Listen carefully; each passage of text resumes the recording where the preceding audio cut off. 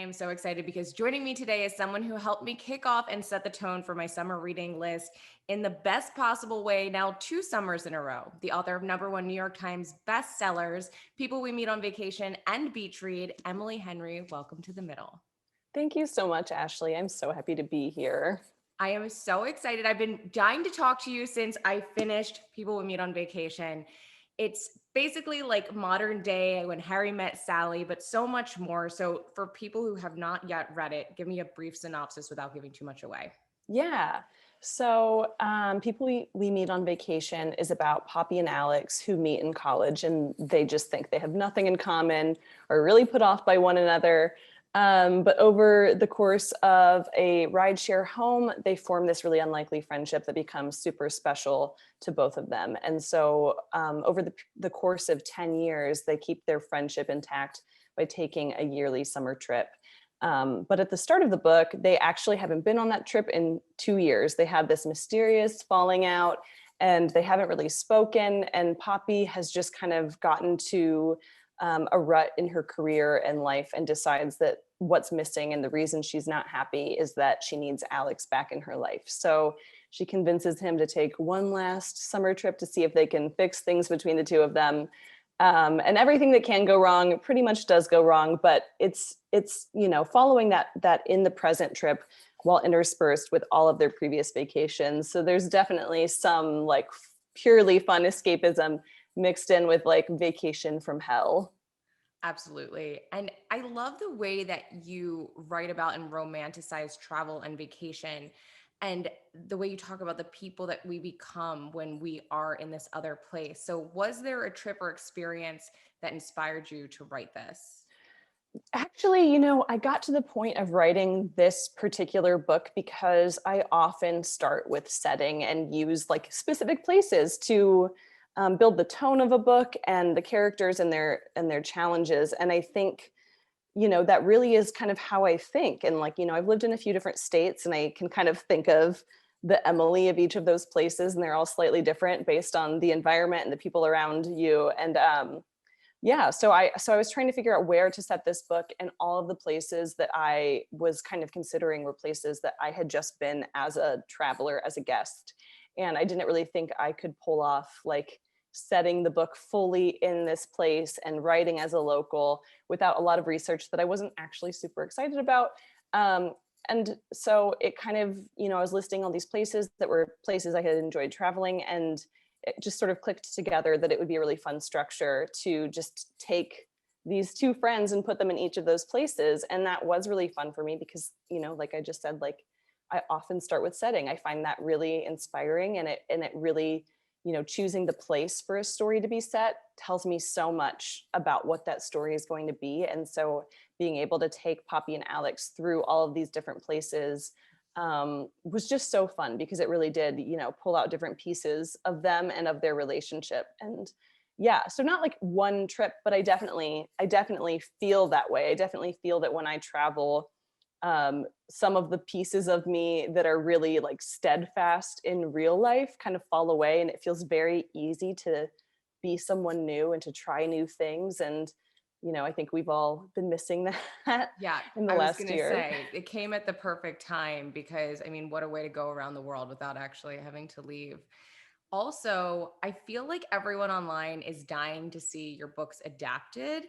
And if this one were to be adapted, oh my gosh, like filming would be insane. Have you had any or can you tell me about any adaptations in the works? Yeah. It's one of those weird things where with book adaptations, you're often not allowed to talk about anything until it's so far down the road. And then even once it's far down the road, there's still a million ways that it can fall apart. And Of it's sort course. of the thing of like, you have to hold it very loosely. But there have been a lot of conversations about that with different people. And I'm hoping that sometime in the next few months, there will be concrete news I can share. But yeah, there's been a lot of interest, and I think it partly is that like, even people in LA are like feeling the same way that Right. everyone in the rest of the world is feeling, which is like, yeah, Get me out of desperate to here. get away. Yeah, get Yeah. me out of here. Right. Yeah, yeah, definitely. So through Poppy, you write about this idea of achieving your goals and then not feeling like you've reached the summit. Mm. And I actually read that you kind of experienced that in a sense in your own career. This is such a relatable idea. Why do you think we are like this? I love that that's not at all the direction I saw this question going. Why are we like this? I don't know why we're like this. I almost wonder if it's like evolutionary, that we just aren't good at just sitting and being. And again, like the last year, I feel like has really, even all of us who thought we were really good at just sitting are just sort of Right. like, oh my gosh, I never thought I'd be sick of TV and books. Yeah, I don't know. There is this like keep moving instinct. And I think, our culture, specifically in the West, but maybe everywhere, is so much based on like productivity and, our identity is so wrapped up in careers. And, that's kind of like the first thing that people usually ask you when they meet you. And like, how you're supposed to like measure your worth. It's like, this is the thing I love. Am I able to turn this into a job? And that's kind of like the goal. That's like the best thing we can imagine is like, what if I liked my job? Yeah. Which is pretty sad. But it really is. And so when you get to that point and realize like, oh, I like my job, but it is a job, it's still a job. That's like a really surprising thing. But I think maybe that is why. I think that like we just see our identity so much in this idea of career accomplishment. And like as a writer specifically, it's like, so the only way for some reason that most of us writers can believe that we're writers is if we get published. And then even beyond that, if we get published and then people say like, okay, you're, total strangers say you're good at this. Right. And I think, that's been a huge, huge thing for me and a lot of my friends in the last few years, is trying to tease out that feeling of like, and when you're young, you kind of have to get used to claiming your space and saying, I am a writer, I'm an artist, or whatever. Like, I am this thing, even if I'm not making money off of it yet, Right. and just believing that it matters. And then I think you do that long enough, and you have to realize, like, I'm still me, even if I don't make anything, and that still has value. And I think that is what I was going through. Is I was realizing like I had put out a few young adult novels, and I had sold Beach Read, and I could kind of see things gearing up for it, and knew like, oh, this is going to be the experience you imagine when you sell a book, Right. where it's like most people don't get that actual experience. It's like this weird in between thing. But I had enough friends who were in that position to see that it's not like they just put out a book that was really well received, and then their acne went away and their hair was better, and like they didn't fight with their spouse anymore. It's like it really is just like, oh, Like I this is did it, it, I but it's did like it. where's like the parade and like Yes, yeah. exactly. Where's the parade? And even if there is a parade, it's like then the parade ends. And I talked to my husband a lot about that feeling of like all of this buildup, and then when you put something out into the world, it's just like for 5 minutes you feel really good. And then after that it like retracts, and you're like, who am I? And then it's also and because I feel like it's similar with TV and Oh hosting and yeah. everything. It's then, well, what's next? Like, okay, you Yeah. did this, then now what? But Yeah. what so for you with writing, what is the part of the process that fills your cup the most? Yeah, that's a great question. It really is drafting, because that's when the book is only mine. And it gets a lot better once editing is happening, but when I'm writing that first draft and it doesn't need to be anything specific, and I can just meander, and I don't need, I try my very hardest to just tune out what any readers will think at that point.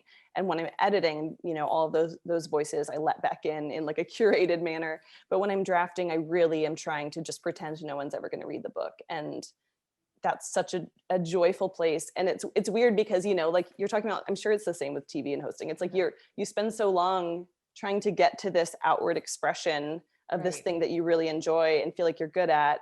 But then once you do that, you're like, oh, I'm never going to just be like kind of doing this for myself anymore. There's always going to be someone on the other side of this. And so drafting is, I really, even when I'm talking to like newer writers, that's the thing that I really try to get across in like the least depressing way is like, enjoy this, enjoy no one wanting your book. It really is like this weird freedom you never quite get back to. And the closest I did was with Beach Read, because I wrote that book really entirely for myself and had no plans of trying to sell it at the time that I wrote it. And so it was like the first time in years I just was like, I'm writing, and know what, it doesn't matter if it's good, it's just fun. And was that was the book that kind of like put you on the map? So is that, Yes. I mean, that just goes back to what everyone, like finding a relationship, all of those things, like the second you release Yeah. control, and that's when it all comes. But that's exciting. I saw I had Jimmy Fallon on one night, and then I saw him pick up people we read on vacation. Explain, like, how did that happen? What was that like? That must have been so amazing for you. It was so weird. I mean, I've been so lucky and, blessed and supported for these two books, but there's still moments that I'm just like, this isn't real. This isn't happening. I think that the way that happens, I can't be sure. There's so much that's like behind the scenes, but I think basically, publicists know about all of this stuff and they'll pitch specific books, and then the team over at Tonight Show will have a big list and they'll kind of narrow it down. And so a few weeks before it aired, I heard that we were like in like the sub final running for the book, for the book club pick.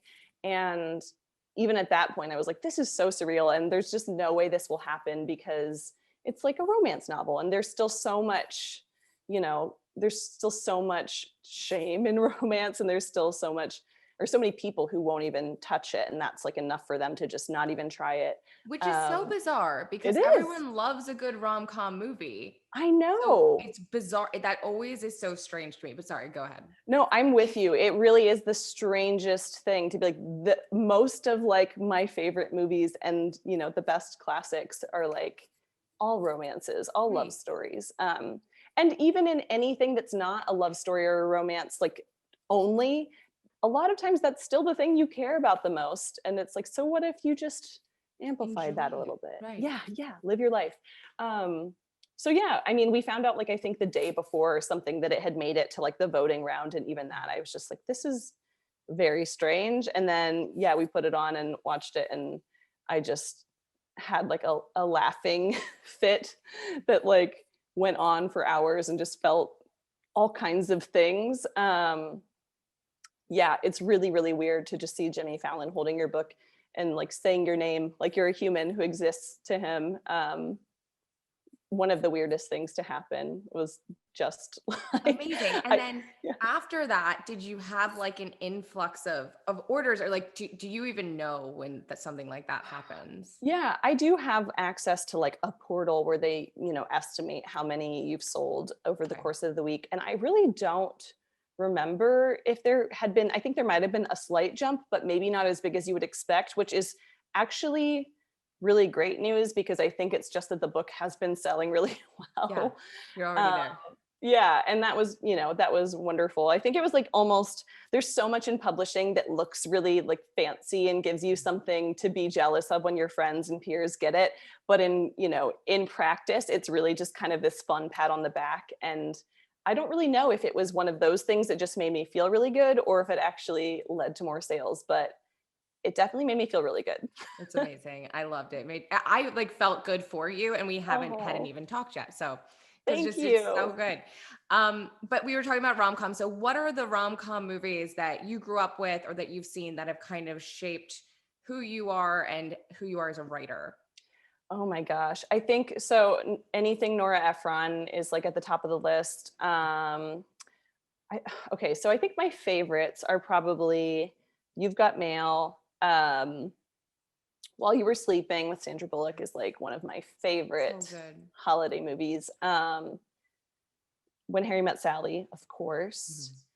And as for like a newer, I think it's a Nancy Meyers movie, but The Holiday, I just love The Holiday so much. It's That is one of my every single yes. holiday season need to watch it. Yeah, it's one of very few movies that I actually own, because I was like, this is more cost effective than renting it On once a demand year. every single year. Yes. Yeah. I love it. And then I also love how you're a fellow bookstagrammer on your Instagram. You're always recommending other people's books. So what are you loving, or what have you recently read that you would highly recommend? Oh my gosh. Okay, I'll do a couple. I Okay. just was part of the launch event last night for this book called So We Meet Again by Suzanne Park. And it's sort of like a hybrid women's fiction romance about an investment banker who gets like unceremoniously fired and kind of has to go back to her Nashville, like Korean church community that she grew up in with her tail between her legs and figure out what comes next, which is just like the figure out what comes next is like what's really exciting to me in every book, I think. And then when she's there, she sees her childhood rival, Daniel Choi, who of course has become like just the perfect specimen of a man in every way, like thriving career, seemingly so handsome, drives the flashy car. And, you know, there's nothing she wants more than to avoid this person at all costs. It's just really sweet and nice. And Okay. there's like some snarkiness to it because Suzanne is just hilarious. So I really recommend that. It's lighter on the romance side, but there is a love story that's really fun. And then I'm going to recommend a young adult book, which I haven't been reading as much young adult as I've pivoted my own career, but this book I think is the perfect crossover title. I don't think you need to specifically like YA to read it. And the blurbs for the book will make that point as well, because it's like Silas House and Ocean Vuong and like all of these, you know, big flashy literary names blurbed it as well. But it's called In the Wild Light by Jeff Zentner, and it comes out on August 10th, I think. Okay. And it is, I mean, just only read it when you are ready to cry. It's very sweet and big hearted. It's about these two kids in rural Tennessee in kind of like an impoverished situation with, you know, parents who have addiction problems, and they have this really close bond. And one of the kids, this girl, discovers this rare new strain of like mold that's like an antibiotic, you know, a future antibiotic basically. And because of that, she gets this full ride scholarship to this fancy boarding school, but she doesn't want to leave her best friend Cash. And so she kind of works it out with the school where she's like, I will come to your school if you also give my best friend a scholarship as well. And so they go to this fancy new boarding school and they have to find their place there, you know, with all these privileged kids. And it's just so, oh, it's so sweet. And it's, you know, it's heartbreaking, but in the way that makes you feel like when you finish it, like you can just handle what life throws Oh, I at you. like that. Okay. I'm okay Yeah. with crying as long as like I don't Yeah. leave like Right. Feeling emotionally horrible. drained for weeks. Yeah. Yes. I feel the same way. I'm like, there are so many trailers for movies where I'm like, I see where this is going and it It's is on not for Netflix. me. Ellen Hildebrand's 28 Summers. I read that. I don't know if you read that, I but haven't yet. oh my God. I read it last summer and I was like devastated. Like I felt like I had been Yeah. dumped for weeks. And I'm like, I Yeah. can't, I'm also pregnant right now. So like Mhm. everything is like At intensifying. 11. Yes. Yeah. That's Yeah. sort of how I felt about Normal People. Like I loved it. Yes. But at the end, I was like, I am so drained and I have Yeah. been in a toxic relationship for Yes. many And it's like, I years. need a run. I need a beach read or people we meet Yes. on vacation immediately. Yes. Yeah. Palate cleanser. Yes, exactly. Okay, well, I cannot wait to see what comes next for you. Is there anything that you can share? Not, and I was Yes. just saying, you know, like obviously enjoy the success of everything Yeah. you have going on, But but what's if there's, next? yeah, but what's next? Yeah, I know it's funny. The event that I did yesterday, it was like, this book has been out for 12 hours. Suzanne, what are you working on next? But books are quick and then you want the next Yeah. thing. So I can speak freely to you because, you know, we're recording this like a week ahead of time, but by the time it's out, the news will be out. My next book is called Book Lovers. It comes out next May.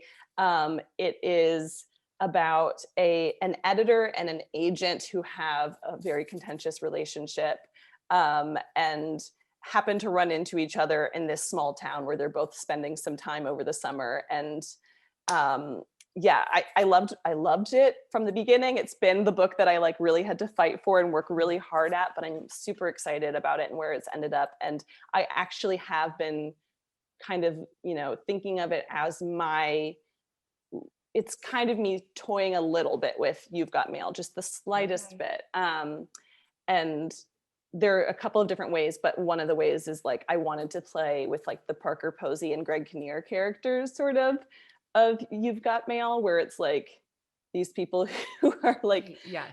just kind of obnoxious city people. That's in air Mm. quotes. And yeah, it was really, really fun. And I'm so excited to share more about it soon. Yay. Oh, well, we can't wait. I can't wait to read it and just follow all of your stuff. Everybody follow Emily on Instagram because, like I said, she's great book recommendations.